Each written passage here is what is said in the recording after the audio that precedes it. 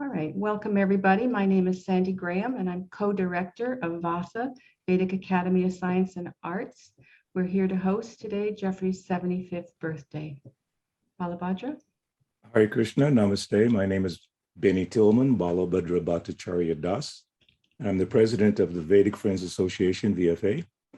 And as Sandy mentioned, we're here to celebrate the appearance of Jeffrey Armstrong, Kavindra Rishi, because in the Bhagavad Gita, of course, Jeffrey has made a beautiful translation of the Bhagavad Gita. It says that never was there a time that I did not exist, nor you know all these kings. That means we're eternal. And then Krishna also says that he says, Najayate mriyate bhagadachin, that for the soul, there's neither birth nor death. So Jeffrey was never born. He appeared in this world, and his appearance in this world has been a blessing for so many of us on this call today. And I mentioned to Jeffrey earlier that he blessed me in 1975 when I restarted my music career as a Hare Krishna devotee. And the only thing that I could reference was Jeffrey's presentation in an album called Change of Heart. And that changed my life to this day. So I'm so thankful to you, Jeffrey. And today's going to be a party. This is the rule. This is a party, okay? It's not anything other than that. This is a celebration of the life of a very great and wonderful soul. So Sandy, back to you. I'd like to ask Pandit Satish Sharma to be prepared to come to the stage. Satish is a Dharmic theologian, Hindu philosopher, and yoga acharya. He is the General Secretary of the National Council of Hindu Temples in the UK, President of the Global Hindu Federation, and Chair of the British Board of Dharmic Scholars. He is a colleague of Jeffrey's and a very dear friend. I would ask Satish Sharma to please do the opening mantra for this event. Om Pranam, Om Gurubhyo Namaha. Before I do a very short mantra, I'm just reminded of an incredible event that always happened whenever wise people used to gather in the Yoga Vashisht. In many instances, many of the stories where we have gurus speaking together, there is a phrase and it says that upon learning of this gathering, all of the rishis and swamis, the sages, they flew to this meeting and showered flowers on the gathering and passed their blessings. And they waited to listen to what was going to emerge. And I just gazed at this panorama of people. And I thought in those days, they must also have had Zoom or something like this. But it's wonderful to be a part of this. I'm going to just do the Gayatri, which I think is the most important mantra for all of us seeking a bit of light and a glimmer of wisdom. So if you would close your eyes and then just follow along with the mantra with me. Om Akhanda Mandalakaram Vyaptam Yen Characharam Tatpadam Darshitam Yena Tasmai Shri Guruve Namaha. Om. Om Bhur, Om Bhuvah, Om Swaha, Om Maha, Om Janaha, Om Tapaha, Om Satyam, Om Tat Savitur Varenyam Bhargo Devasya Dhimahi Dhiyo Yona Prachodaya. Om Satyam, Om Tapaha, Om Janaha, Om Maha, Om Swaha, Om Bhuva, Om Bhu, Om Gurubhyo Namah, Om Gurubhyo Namah, Om Gurubhyo Namah. Thank you, Satish. Balabhadra? I believe we have the video at this point.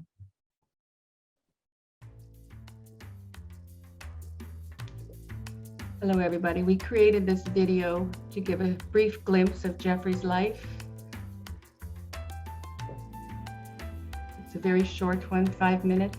Jeffrey was born in December 4th, 1946 in Detroit, Michigan, to a typical American family. He was a wrestling champion and finished several degrees in university before he went into the ashram. He's a fanatic poet. This is Jeffrey teaching in Santa Cruz, and he went on to a corporate career as a corporate speaker. This is one of his comedic characters called Saint Silicon. He was the world's first tech comedian. We've been very fortunate. At 50, Jeffrey left the corporate world and went out in the world and made a vow to only teach the Vedic knowledge. We've had the opportunity to travel all over the world teaching. And one of our highlights is when we were in London at the behest of Satish Sharma and Dharma Rising, speaking with Subramanian Swami at the House of Commons.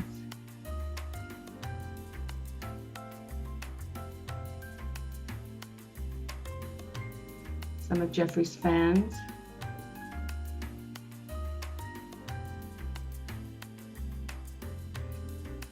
This is the group of the VFA, who are your sponsors today at the World Hindu Congress in, I believe that was in Chicago. We've had the good fortune as well to be in association with many gurus. We speak at their temples, visit their ashrams, learn from them, have their association.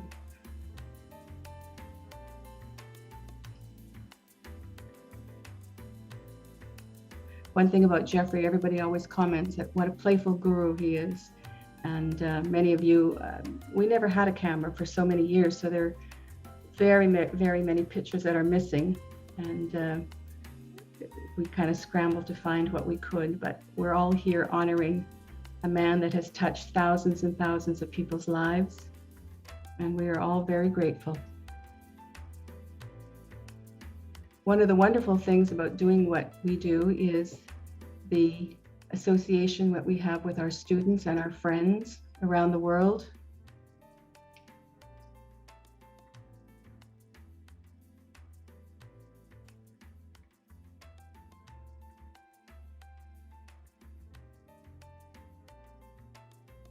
One of the things that is so valuable to us is the Vedic knowledge, and people from all over the world, there's 100 million yogis who want to know the Vedic knowledge. And we teach in two arenas, the Hindu arena, where we've been teaching at Hindu youth camps and conferences, and in the Western yoga communities. This is a Jeffrey teaching at one of our annual retreats. I think that one was in Mexico.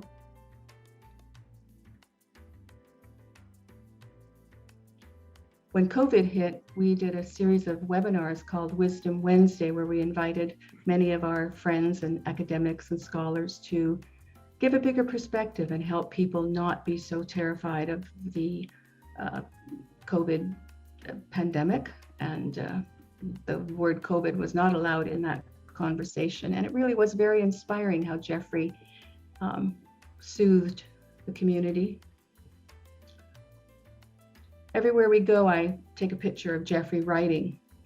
And over the years, I've had hundreds of pictures of him writing. He's either got a pen in his hand or a book. And these are the fruits of his labors. Where everybody else is partying, he's writing and studying. There hasn't been a moment in the 25 years that I've known him that I haven't seen him get up every morning and do his sadhana. Even when he was in the corporate world, on the way to work, he would chant all the way. So we're grateful to our gurus, we're grateful to our friends, we're grateful for you being here in our lives. Thank you very much. Om Shanti. We're here to celebrate you, Jeffrey. Happy birthday.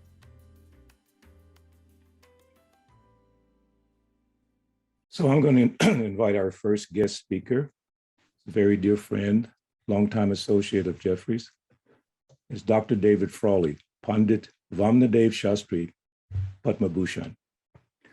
Dr. David Frawley, Pandit Vamnadev Shastri, is a Vedic teacher, Veda Acharya, and author of 40 published books on yoga, Ayurveda, and Vedic studies, translated into 20 languages worldwide. He also writes on educational and civilizational concerns relative to India and Vedic culture.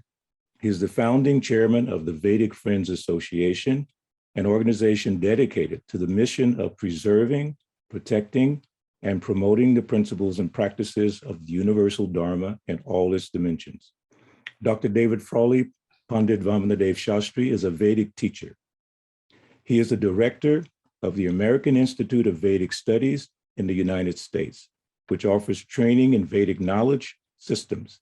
He frequently visits India and is associated with Vedic organizations worldwide. He is regarded as one of the pioneers in the global spread of yoga and Ayurveda over the last several decades. So we'd like to welcome Dr. David Frawley, Sri Vamanadev Shastri. Namaste, Shri Gurubhyo Namaha. Thank you, Balabhadra, for that kind introduction. So we are here to celebrate a special event, Shubha Jayanti, Kavendra Rishi. And I would propose this also as Kavendra Rishi Jayanti. We need a few American Hindu events to consider as well. For Jeffrey's work helping to manifest Hindu Dharma in the Western world, and his work on many different levels. So Shubha Kavendra Rishi Jayanti. 75 years, which is 3/4 of a century. I took my 71st birthday a few months ago. So we are brothers and closely related in age and work at various levels. So I just wanted to quickly address a few areas of his contributions to the humanity and to the Sanatana Dharma overall. Kavendra Rishi is a master of poetry, the word, and language, which rishis are supposed to be. And he has contributed many in that area. His poems are extraordinary at many different levels. His books follow that particular Vakshakti and ability to communicate the deeper mantric force, even in the English language, which isn't always the easiest thing to do, as well as correcting the English language with the proper Sanskrit words that it needs to adapt. Now, secondly, I've also known him for a long time as the Jyotish Acharya of the Vedic astrology, who gives wonderful teachings, consultations, books in that area, and is able to bring that cosmic knowledge, cosmic light into our human communication, sharing with people at an individual basis, classes, and also communication. We missed him recently at the Southwest Vedic Astrology Conference. He did appear by Zoom. I was there present hoping to see him, but now I see him in the virtual reality. So he represents that higher light of Jyoti, Atma Jyoti, not just simply the mundane way people look at astrology, but as a window to the inner being, the Jivatma. Then third, I want to recognize him as a Sanatana Dharma Pracharaka, a pracharak or teacher of the Sanatana Dharma, Hindu Dharma overall. And there are not many who can do this. Some people pick up a teaching here or there, sampradaya here or there, but he has the ability to address the tradition overall from its beginning and its depth, and also communicate that to the modern audience, not only in the United States, but worldwide and in India itself. We need more Sanatana Dharma Pracharakas, and he gives us a good model to follow. And I'm sure he's helping so many people. He's helped so many people move in the direction of Sanatana Dharma, which is the universal tradition of self-realization for all human beings. And then fourth, he is what I say, a Parama Krishna Bhakta. He is one of the highest supreme bhaktas of Lord Krishna, which he's also shared at many different levels. And in this regard, he has also brought out his version of the Gita, where he's bringing it back to the essential meaning of the Sanskrit terms, the yogic meaning, the deeper understanding. Gita is the most widely used book on Hinduism, Sanatana Dharma, and yoga. Krishna is Yogavatara. He's Yogacharya on all levels. And Jeffrey has been able to restore that for us and bring that to counter, because even though Gita is so widely used, it's also widely misunderstood, misquoted, and used in inappropriate language. And then finally, I also want to honor Jeffrey's specific work with VFA, the Vedic Friends Association. You can see what an inspiration he has been for that, and bringing its message throughout the United States, throughout North America, and being a role model at so many different levels for the Hindu community. So with those words, I want to again honor his birthday, Shubha Kavendra Jayanti, not just Jeffrey Armstrong's birthday. As Balabhadra said, we don't recognize birth or death.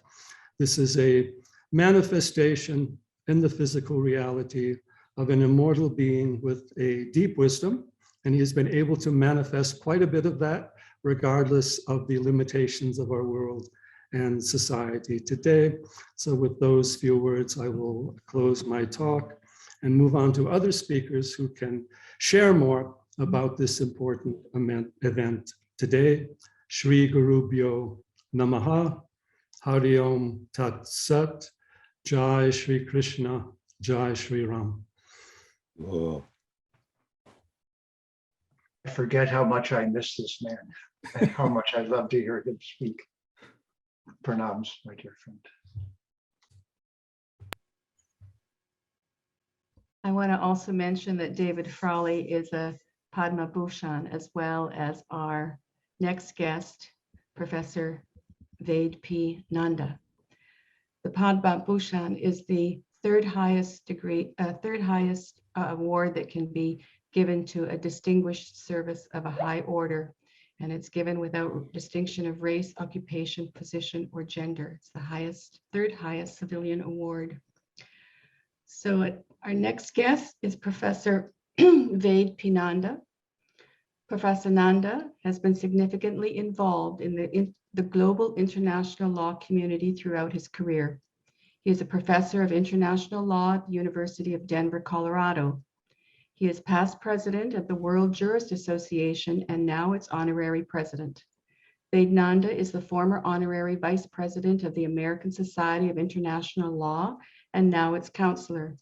He is also a member of the Advisory Council of the United States Institute of Human Rights. He was formerly the United States delegate and vice chair of the Executive Council of the World Federation of the UN in Geneva, and he served on the board of directors of the United Nations Association in the United States. We are most honored to welcome Ved Nanda, president of the HSS Hindu Swayam Sevak Sangha of America. Sadar Pranam, everyone, especially Govinda Rishiji and other Rishi who just spoke, Vamdev Shastriji. Shastriji talked about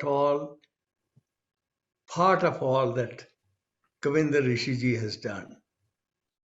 Words are inadequate in order to express my own deep gratitude to him for all that he has done and to Vamdev Shastriji. But I need to recall that it was many years ago that a very good friend, Shri Narayan Chandakji, talked with me and he said, "Do you know Jeffrey Armstrong?" And I mentioned to him that I heard him and I was totally mesmerized. And since then, I have heard him many times, and I know that what rishis do, he has done. He has touched many lives, he has guided many souls, and he has himself not simply been uplifted, but he has uplifted others who have come in contact with him. I remember being in Vancouver and listening to him and seeing the people who were around him have been touched by him. And I think about him that now 75 years, in Hindu Vedic setting. The fourth part of the life, 75 to 100, is the most important one. And that is where, in the days gone by, sages and seers told us that a person lives for society. And I think about Kavinder Rishi. He has been living for society for all these years. So today I say Shat Shat Pranam to you, along with the other Rishi who just spoke. And I one time did Urdu, Adib Fazil. And in that one it says, Zinda raho tum hazar baras, or har baras ke din ho 10,000. So that's too long. So I would simply say that what we in Sanskrit say. So we simply say that 100 years is proper. And so Jivet Shraddha Pranam.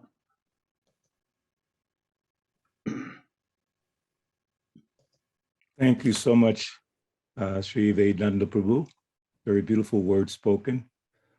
And we're so proud to have your association. Now we're going to introduce the very first president of the Vedic Friends Association, His Grace Stephen Knapp, Sri Nandanandana Das. He's the founding president and co-chairman of the Vedic Friends Association, VFA. Stephen Knapp has studied the major Vedic texts of India and has authored more than 50 books. He has practiced yoga and has studied and taught Vedic teaching since 1971.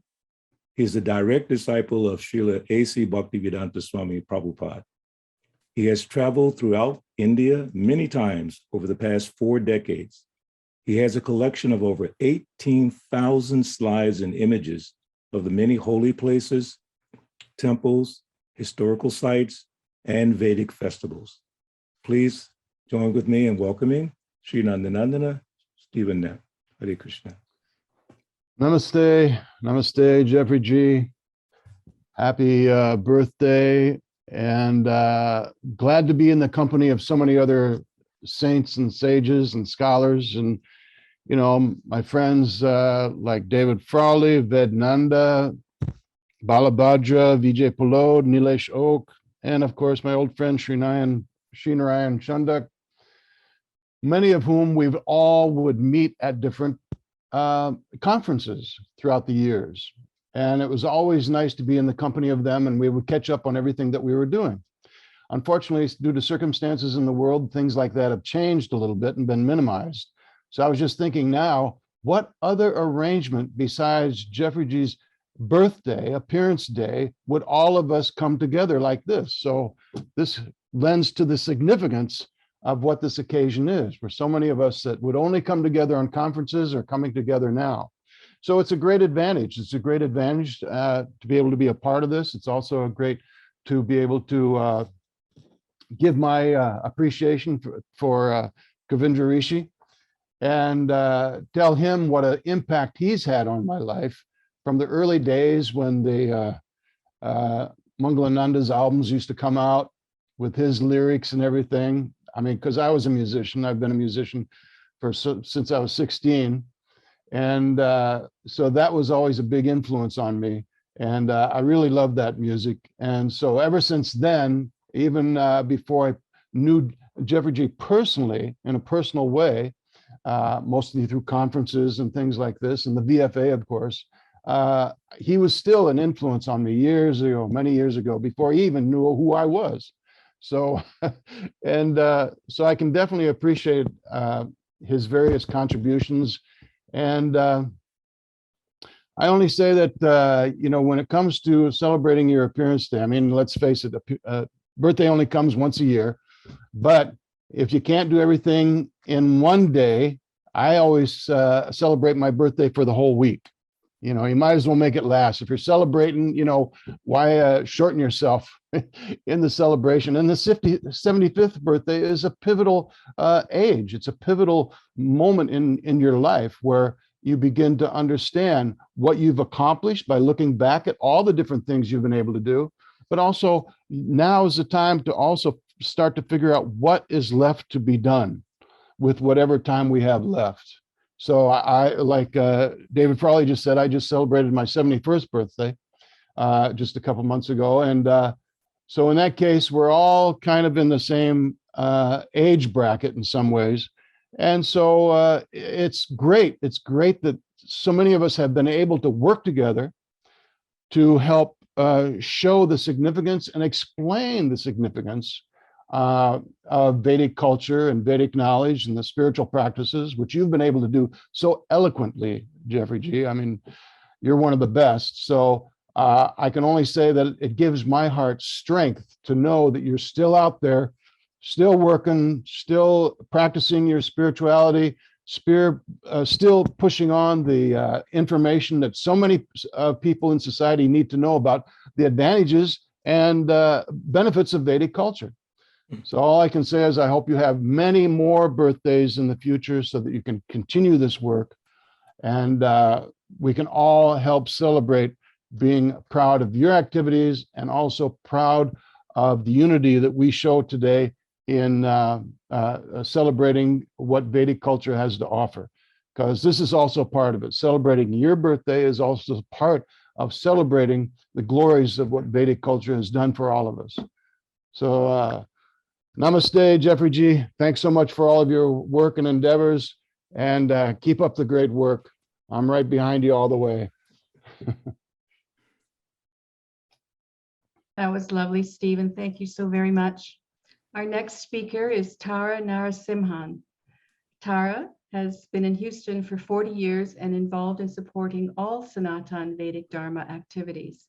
She joined the Voice of Sanatan Hinduism nearly 34 years ago and covers the Sri Meenakshi Temple and the Hindus of Greater Houston activities. Currently, she serves as president of the organization Hindus of Greater Houston. We're delighted to have a video message from Tara.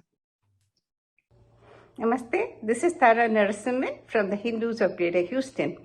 I want to wish you a very, very happy birthday, Kavindra Rishiji. You have offered us such a beautiful book recently, which is the Bhagavad Gita Comes Alive. And I would like to recite one verse that reflects on your life that brings to me a kind of a thinking that the manifestation of Lord Krishna comes periodically even now.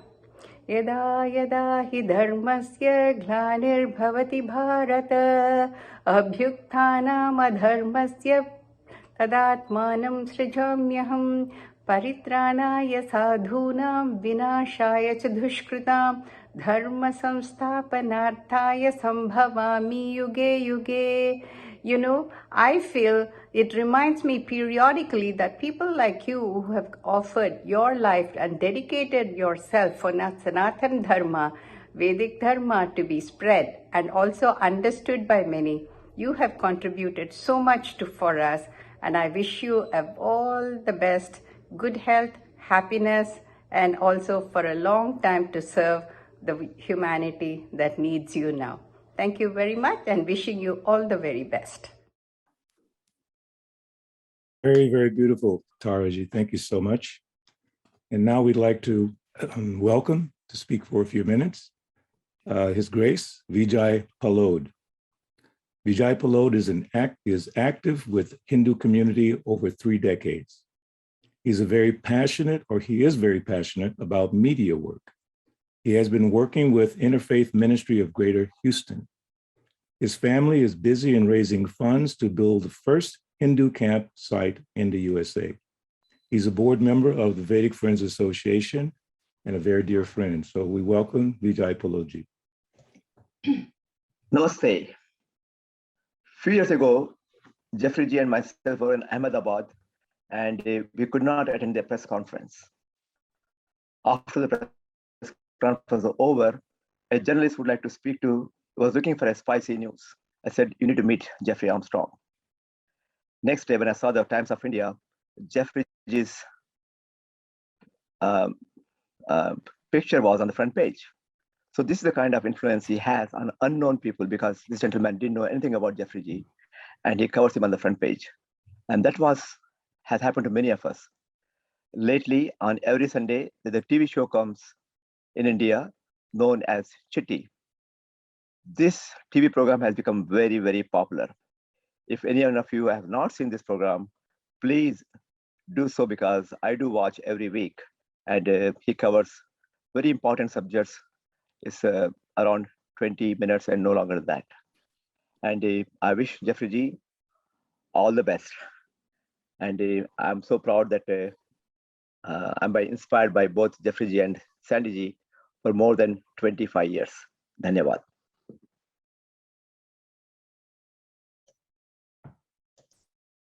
We've had some great adventures together, Vijay, and we always thank you kindly for your support and your enthusiasm. I'd like to introduce our next speaker, Nitin Palan. Nitin Palan, or Nitin Bai as friends call him, can't be mentioned without shining honor on his lovely wife, Kamu. Together, they founded Golden Tours, London's distinct blue double-decker buses. They also spend a lot of time working with the poorest in India through their Palan Foundation. The Bhagavad Gita Comes Alive was also a recipient of funding from the Palan Foundation. Nitin has served as a trustee to London's iconic BAP Swaminarayan Mandir since 2003.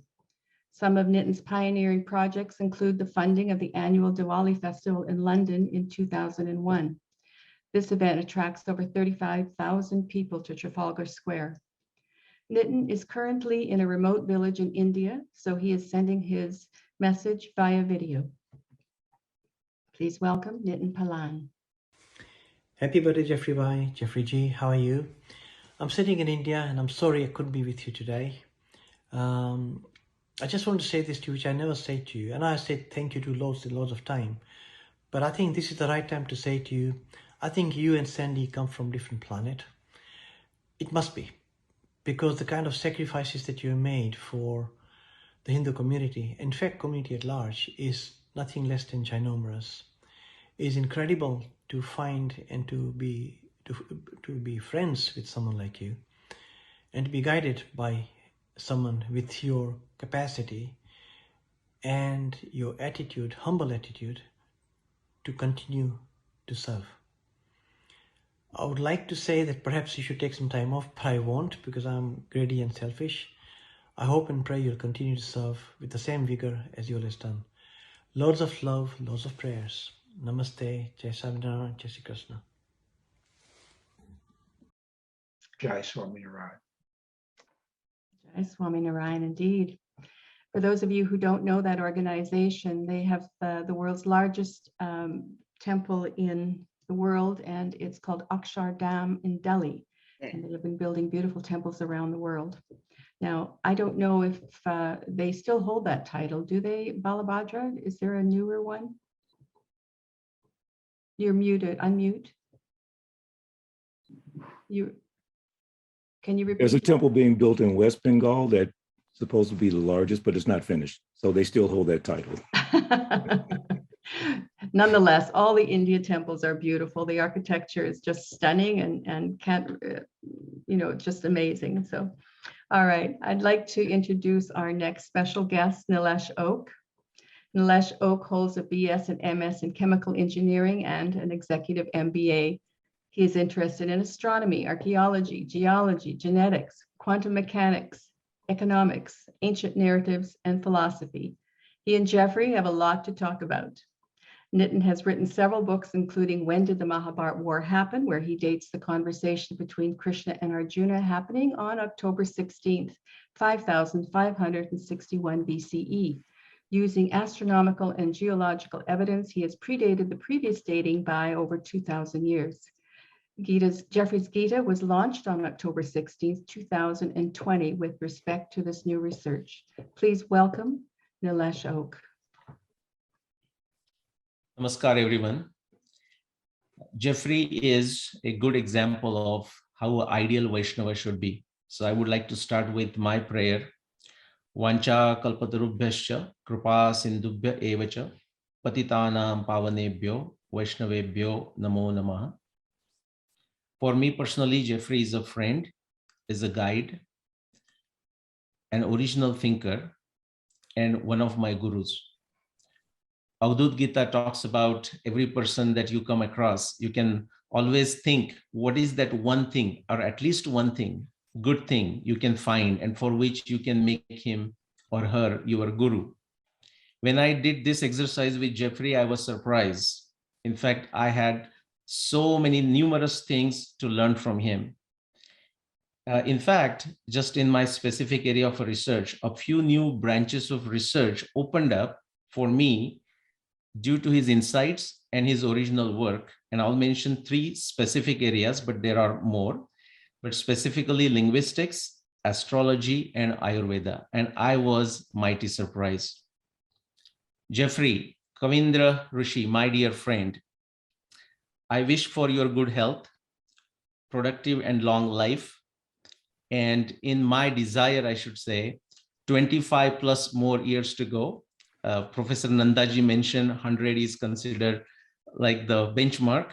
So I would say Jivet Sharadashatam, Vardhet Sharadashatam, Nanded Sharadashatam, and finally, Shubha Kavindra Rishi Jayanti. Hare Krishna, thank you so much, Prabhu. That was very beautiful. Hopefully we can connect here in Atlanta sometimes, okay? So we'd like to welcome Sri Narayan Chandak as our next guest speaker. Chandak ji is an engineering graduate of IIT Madras and the Illinois Institute of Chicago. Currently, he is on the advisory boards of the Ekal Foundation, Sewa International, Hindu University of America, and the Dharma Cultural Foundation. He is married to Ashaji, and together they have 2 daughters and 5 grandchildren. Please welcome Sri Narayan Chandak, the regional president of the Midwest region of the HSS Hindu Samsak Sevak Sangha. Pranam Balbhadraji. Thank you for giving me this opportunity. So many distinguished people have spoken. It's amazing, and it's a great fortune for me to be sitting here and listening to all these great people who have contributed so much to the society, and they all have spoken so well and honored my dear friend Jeffrey G. And for my wife Asha Ji and for myself, it has been a blessing for our life that we have known Jeffrey G and Sandy Ji for the last 2 decades or more. Jeffrey Ji brought major breakthrough in the articulation of the dharmic tradition as well as the dharmic civilization of Bharat to the English-speaking Western world. We are grateful to him for that. He is passionately working on books highlighting certain Sanskrit words that must be used as they are than their translations. His recent explanation of the Hindutva will prove very precious in bringing better understanding between the West and the Bharat, and particularly the people of Sanatan Dharma. Jeffrey Ji and I were at one Hindu Swayamsevak Sangha camp, youth camp in Indiana several years ago. And I have to tell you, one person, the youth were eager to listen to and were clinging to him so they can have a dialogue with him.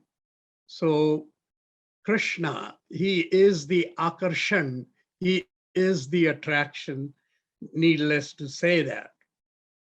And the Hindus all over the world admire his profound commitment to the Sanatan Dharma. And recently, in last few years, Jeffrey Ji has really taken off with all his intellectual and spiritual assets to help the world understand the beauty of the Sanatan Dharma and its traditions. And so on his 75th birthday, we pray for his long, healthy, and happy life. Jai Shri Ram.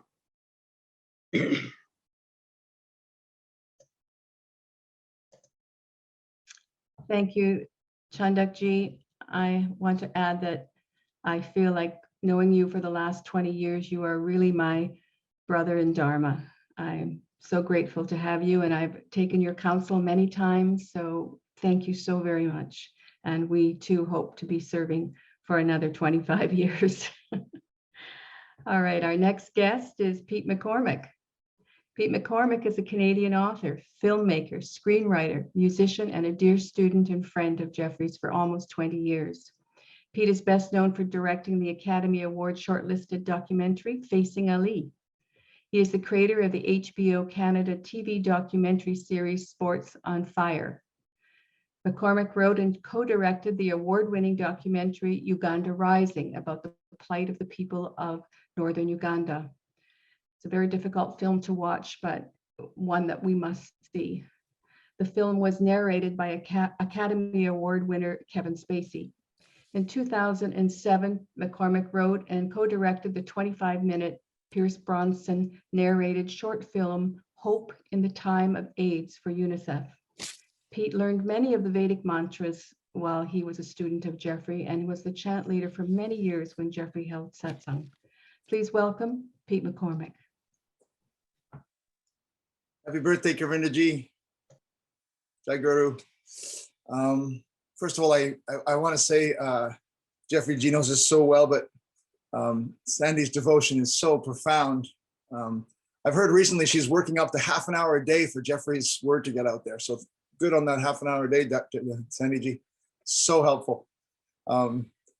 It's such a blessing to be here. I feel very honored to be here, and I'll just keep it really short in amongst this esteemed crowd. I just want to say, Jeffrey G, in this, and first of all, I want to make sure I wish you health for the next 25 years as well, before I forget that, because I know you don't plan to retire anytime soon. Just keep going with this beautiful message. But I want to say, in a Western world that is, well, right now it's so polarized in every way, but spiritually polarized in that there's the Abrahamic religions and agnostics and atheists and a sort of Eastern view. You have brought the idea to all of us so profoundly and so precisely and so poetically and so passionately that we're not just parts of matter. We're not tied and hounded by original sin, that we are eternal beings, that we are Atmas having a human experience. And that is such a profound teaching, and you're so relentless with it, and you're so joyful with it, and you're so funny with it, and you're so passionate with it. And I think that cuts through everything. And from a Westerner's point of view, I don't have the profundity of the Eastern view, but from that point of view, it is so magical, Jeffrey G, and so important, and so it's such a gift to all of us to remember that we're all those things. We're eternal beings, not all those other things that trap us. And that is such a deep. You've just done it, and of course brought that message from your gurus and from their gurus, not to forget the gurus. But you've done it with in such a unique and magical way, and it's a gift to all of us. And I remember it in my highest moments. And I remember it in my lowest moments, and I send you my love for that and of course for your great friendship to me over the years and all the great books you've done. But thank you for that gift of reminding us who we are. It is everything. And happy birthday, of course. Thank you, Pete. It's lovely seeing you. We don't see enough of you. I know. Our next guest is another dear friend of Jeffrey, Richard Raisler. Richard Raisler is a serious world travel writer, an engineer and an architect with a fine arts degree. He is currently an international consultant on the arts and social issues. He's the founder of TrueHueNews.com and a board member of the World Affairs Council. He has consulted with the governments of Scandinavia on prison reform and has been involved with diplomatic missions to China and the Czech Republic. Richard is a close personal friend to Jeffrey and a fellow truth seeker. I can assure you, conversations are never dull around these two. Please welcome Richard Raisler. Namaste. Congratulations, my dear friend Jeffrey, on reaching this notable milestone of 75 years. You realize, of course, that you have already lived 56 years longer than King Tut, which is important.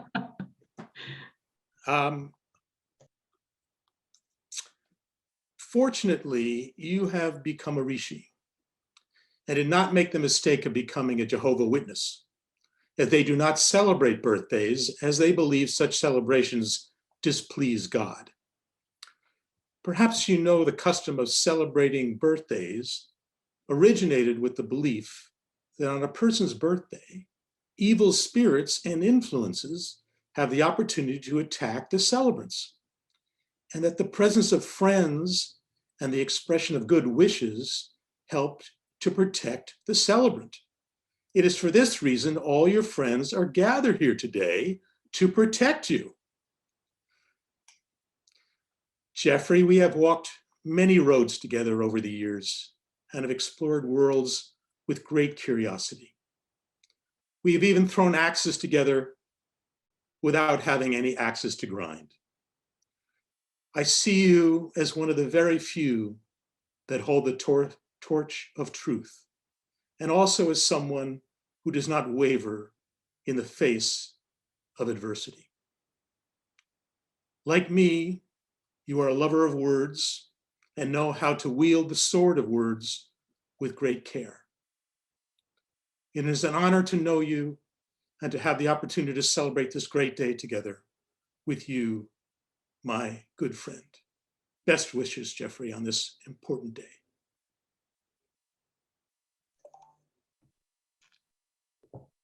Well, it's been so wonderful hearing from everybody.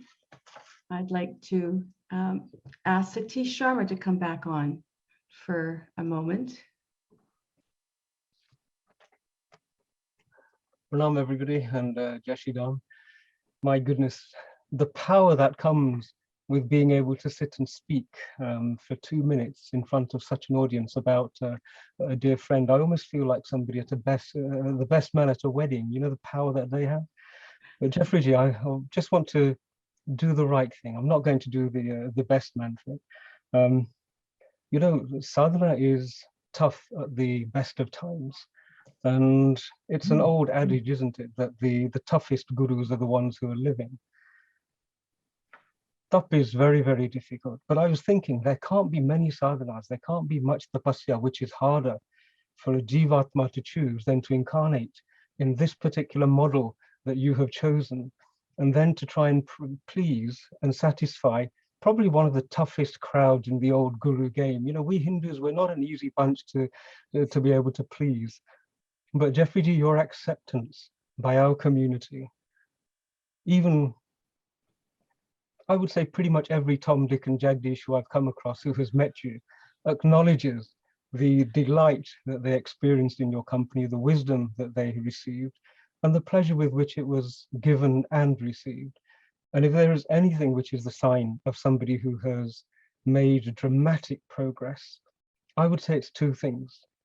To be able to approach the 75th year, that quarter of one's life, still laughing and still capable of making other people laugh, not taking oneself too seriously, being able to delight in the fact that as and when you leave, you'll be very contented that I came, I did a good job, I'm happy with what I did, and I don't need to do any more.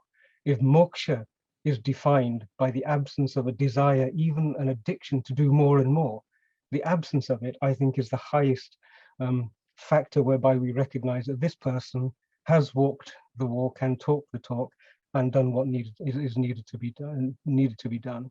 So the remaining time, I think you have the opportunity to really delight and enjoy everything that you do and set an example for us as to what it is we're supposed to be doing whilst we're here, not with just your words, but with the way in which you deliver it. It's an absolute pleasure, the mischief that we have wreaked, the number of people that you and I have collectively disturbed, but lovingly. It's a joy to have been a part of this journey, Jeffrey. I wish you many, many years of mischief making. I wish you many, many opportunities to disturb those who really don't want to be disturbed and lure them gently out of their protective shells, and not so gently if the occasion demands. And I look forward to being a part of it. It's an absolute joy. And the time that I've had to spend with yourself and with Sandhiji, I value immensely and look forward to many, many more hours. Jai Shri Ram, Jeffrey Ji. Om Tat Sat. Beautiful, beautiful words, Satish Prabhu. Thank you so much. And now, the star of our show, the one and only, Kavindra Rishi is going to bless us with his beautiful poetic words. He might even sing a song. O Govinda, within my heart, celestial herdsman, lotus-eyed one. For you, Jeffrey, go ahead. I'm seldom speechless. This isn't a birthday party, this is an intervention. I was thinking as you were all talking, first of all, I'm such immense gratitude to have you all in one place. I didn't know quite what it would feel like. In a sense, I couldn't imagine it, but there's no magnitude to the joy and ecstatic feeling that you have generated in me. So I'll just spend the next few minutes trying to share with you what I hope will be a gift for you in return of the goals that Sandy and I have set for the next decade of what we're trying to do.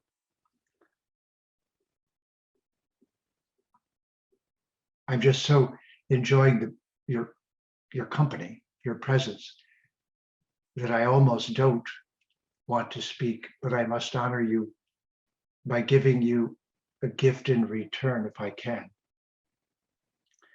So let me say first, I was born into a born-again Christian family. And by the age of 23, I was a born again and again and again and again and again Hindu.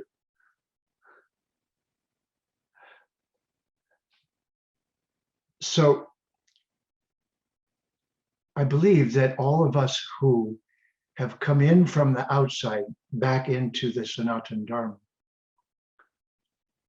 asked to be of service, and were close friends with all of our friends who came at the same time on the inside. This coming together that we're doing is truly historic, even in the Vedic sense. It's moving the whole conversation to another level, because we are now proving that our relationship with one another, our love and respect for one another, have nothing to do with material circumstance and everything to do with truly seeing each other. At this particular moment in history, I have renamed what's going on the Hindu Vedic Sanatana Dharma Renaissance. It's Dvija. We're all forced right now because the world has run itself to the end of the trail it's been following, the trail of rape and pillage and colonizing and just taking from the earth.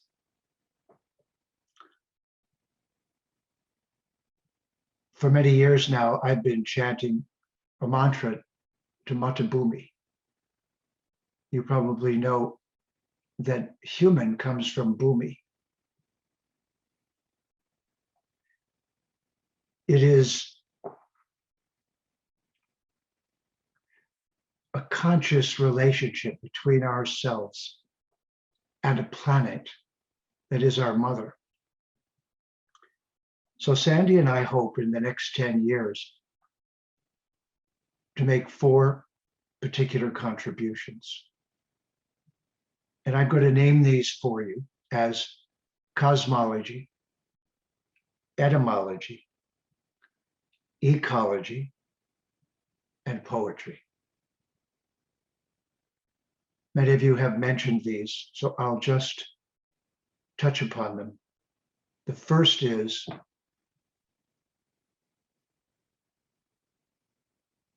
Jyotish, Vedic astrology, is the light of Brahman descending down into the realm of matter. The linguists of Sanskrit say that the letters of the Sanskrit alphabet and their sounds came from the stars. The akshars came from the nakshatras. And this worldview where we see ourselves and each other as immortal beings on an amazing and courageous journey of learning together here in the university. We are all here to learn. When I woke up, when I started to wake up at age 13, one night I went to a carnival. It was somehow a symbol of reincarnation, of going on the circle again, getting back on the merry-go-round, the not so merry-go-round. I came home, sat down, and wrote a poem. It said, life is like a carnival filled with dirty little men grubbing for pennies, offering cheap thrills to stupid people who lead empty, meaningless lives. And when I look in the mirror, I see not one person, but two, and I wonder which one is really me. That was my wake up at 13. At 23, 10 years later, I found my guru. You see, Bhaktivedanta Swami Prabhupada, and went into his ashram to understand now who we really are and to retrieve my identity from the meaningless one lifetime worldview to the world that looks at all living entities with honor and respect. Jyotish and Ayurveda are the sciences of that individual journey over unlimited vistas of time as we all progress through this learning process until we matriculate from this university and achieve moksha. It is reducing these messages to a simple, easy to understand and explain worldview and perspective that makes them available to everyone. The distress of our world is what led me on my journey of looking for who I really was, and then who we really are. And we're at a new point in that, which is the next subject, etymology. What I saw was that language is the key, because I learned Sanskrit from a professor of Sanskrit who had memorized the 4,000 grammatical rules of Sanskrit, Ramanath Sharma. And from him, I grasped that the clarity of Sanskrit is the sustained true signal that has been passing through time without being disrupted because of the four departments: etymology, phonetics, grammar, and poetry. For brevity, I'm not saying the Sanskrit and going into detail, but etymology is the secret. It is the roots of words leading back to the Sanskrit. And all of the other languages have just deviated somewhat from that, or widely from that. So at this moment in history, it's very important we learn Sanskrit words and use them regularly so that everyone on the planet starts to get a new vocabulary. Just add them to the conversation till there's 100 or 200 of them in circulation. In the previous Renaissance, it was a couple thousand Latin words that were dumped into English that made it able to do science and be intelligent. So this is the second. The first, cosmology, gives us a worldview that is Mahatma. The second, etymology, allows us to reprogram ourselves and everyone with the correct articulation of the necessary language that shows us our true universal nature, our true immortal nature. It is actually a vocabulary. So we can reprogram the situation. The third is ecology. You may know there are 6 Veda Angas: Jyotish, Shiksha, Yakarina, Nirukta, Chandas, and then Kalpa, rituals. It took me a long time to understand what had happened. By calling the Agnihotra Yagya pagan confused idol worship, the culture was rocked back on its heels and didn't know what to say in response. And the response is visible to us now. The Kalpa term, the rituals that were performed, are part of what's known as ecology. The Vedic civilization is the originator, and all indigenous societies reflected this by also practicing it. Any culture that knew what they were doing harmonized with Mata Bhumi in their locale, in their region. And rituals means ritualized behavior. Rituals means science. But science is not for greed, and that's what it is right now. As the handmaiden of exploitation and colonization, ecology is our cooperative relationship with Dharma, with the laws of nature. And so what we are watching is the fail of democracy, which, if we had time to talk about it, came from the Iroquois First Nations on the east coast of the United States. But the point is that ecology is the Vedic Dharma, and a democracy is one step short of what it really should be, and that is a dharmocracy. A dharmocracy is when we all cooperate together to use everything in life in a sustainable way so that there is a future for our children, and so that we cooperate with Mata Bhumi, with the laws of nature. And lastly, this brings us to poetry. The easiest thing to forget is that the Vedic library is all poetry.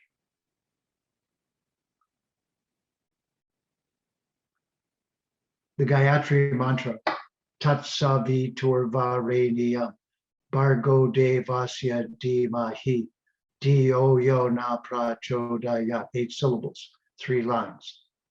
The Bhagavad Gita, Bahu Nam Janma Nam Ante Jnana Van Mam Prapadyate Vasudeva Sarvam Iti Samahatma Sudurlabha, 8 syllables, 4 lines. Isopanishad, Isha Vasyamidam Sarvam Yatkincha Jagatyam Jagat Chenatyaktena Bunjita Magrida Kasya Svidana, 8 syllables, 4 lines. A poet is not something a few people are supposed to be because they like words. The Veda teaches us that poetry is how we remember truth, and that the basis of truth is to understand this incredible journey that we're on, and to understand through the Sanskrit language and not forget to always remember and never forget who we really are. And that applies then to how we live upon the world. My acharya of this right now is Vandana Shiva. We must have the right relationship to the soil. I didn't tell you the last secret. What's the last step of the Agnihotra Yajna? Until just a few years ago, I didn't know. We've forgotten. It's the ashes are put back in the garden.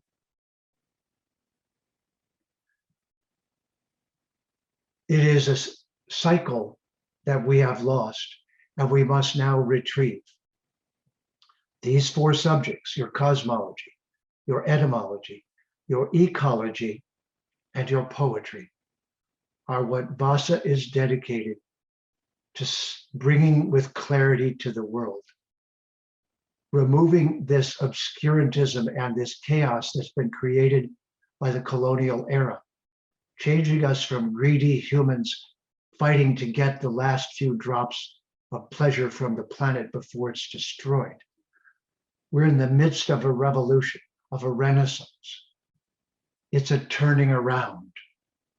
Yoga's chit advertising nirodha. Yoga's chit vritti nirodha is yoga's chit advertising nirodha.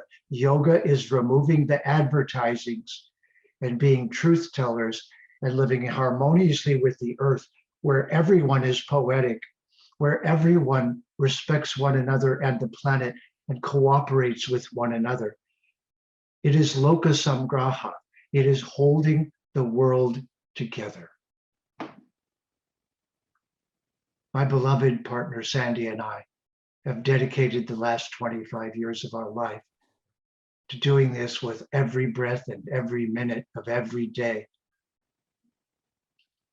And we are so honored, I am so honored that you would assemble together in a Sangha of this magnitude, for I will never forget this. And from 75 to 100, I believe you could have some difficult moments. In my difficult moments, I will remember you and this, and your smiling and determined faces, and your kindness and your love, and that you and all are my family.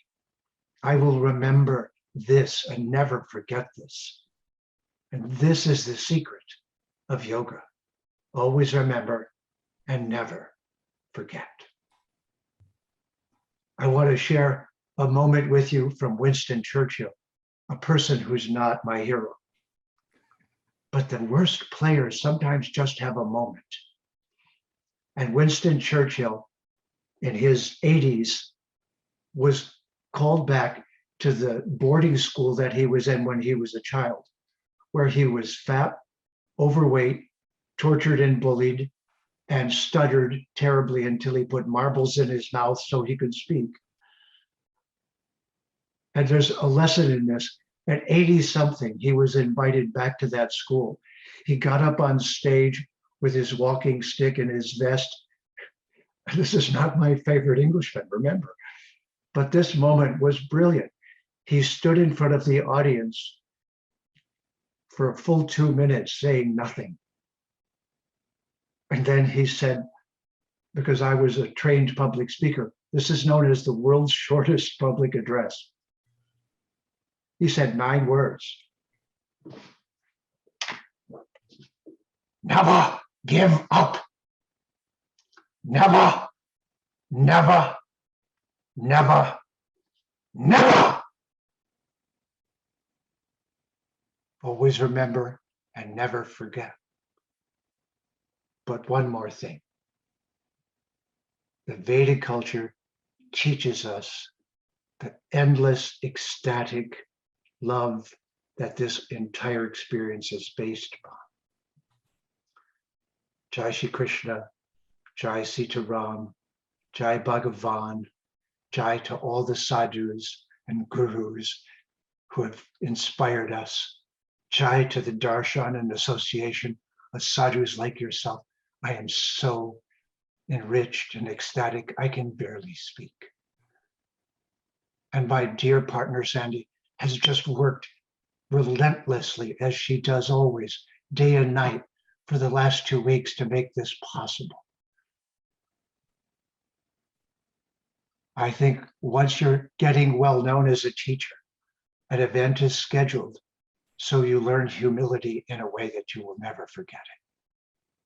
Thank you, my beloved friends. Thank you, thank you, thank you. And with that, I hand the microphone back. Hare Krishna, Kavindra Prabhu. So very quickly, I just want to say that, of course, you and I and Sri Nandanandana, we have the great fortune of having Diksha, initiation from His Divine Grace A.C. Bhaktivedanta Swami Srila Prabhupada, who passed away from this world in November 14th of 1977. But on behalf of our Guru, I want to say that I feel, and this is my heart speaking to you, that Prabhupada would be very, very, very proud of you. Because the people who are on this call today represent a very broad spectrum of Vedic understanding, Vedic dedication, sadhana, so many wonderful things. And they're all speaking beautiful, heartfelt words about a dear disciple of Srila Prabhupada. So as your god brother, and in our tradition, we say, senior god brother, senior god sister, you are my senior god brother. And I am so honored to be in your association, and thank you so much. And thank you to all the wonderful speakers who took time today to glorify my dear god brother, Kavindra Rishi Prabhu. And especially want to thank the technical staff that made all this possible. That's Parker Prabhu, or Parker G, and Ethan. But above all, as you just pointed out, our dear Sandy Ji, you have done a spectacular job of keeping us all together. The problem with sadhus, there's a phrase, KISS. I don't say what that means in the normal sense. It's called keep it simple sadhus, because sadhus can make it very complicated, but you having someone like Sandy to keep your energy, your intelligence, your creativity in a certain direction is a great benefit. So Sandy, you're a benefit to all of us because you're helping to bring Jeffrey to the world. Kavindra Rishi Prabhu. So with that, I'll turn it back over to Sandy Ji. Hare Krishna.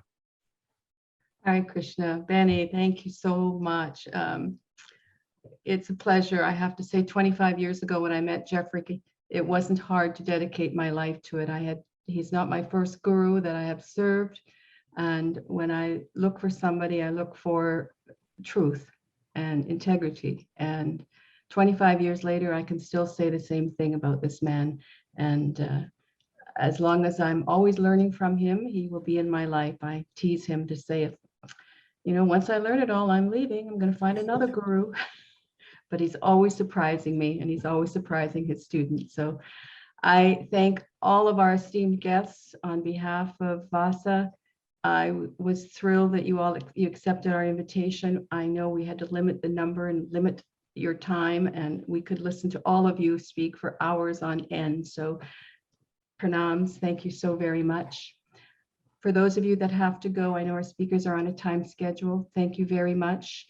We're sending everybody who registered on our website, jeffreyarmstrong.com, a copy of Jeffrey's recent book, My Life Has Been a Poem. If you haven't signed up on our website, please do, and I'll put it in an email to you today.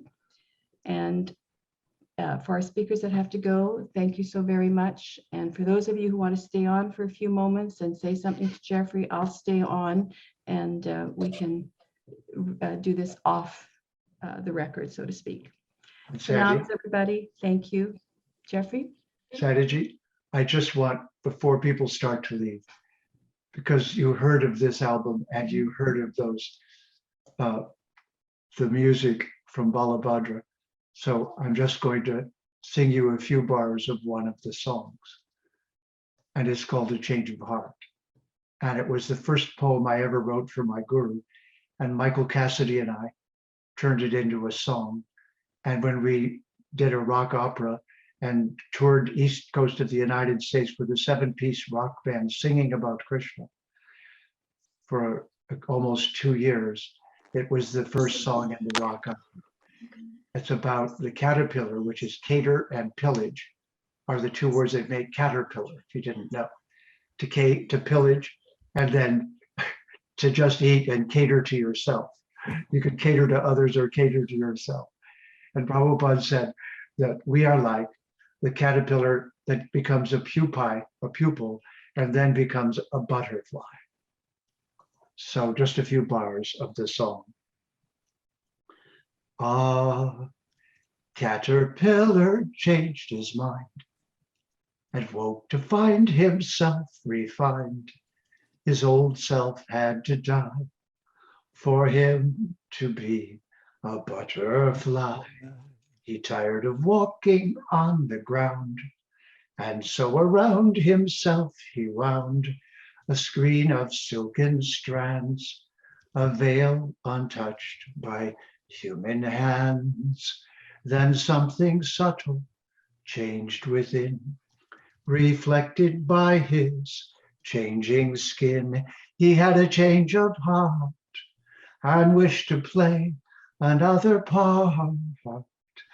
If, like that worm, my soul could fly, a rainbow-colored butterfly upon the winds of time, then I with wings of gold would climb beyond this burning dark abyss, up to that land of love and bliss, where grows a flower sweet. I'd fly to Krishna's lotus feet. There I'll live eternally, my soul at last from matter free. A song will fill the sky, the love song of a butterfly.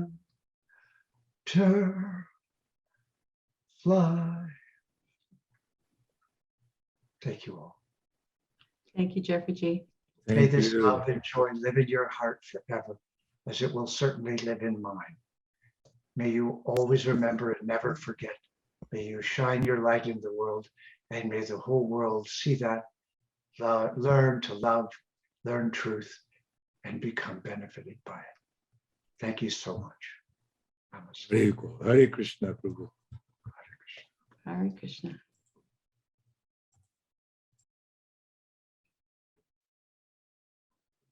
All right, everybody, I think I'll let everyone get on with their day. Don't forget to register at Vasa. We'll send you Jeffrey's new book called My Life Has Been a Poem. Thank you, everybody. We love you. Stay in touch.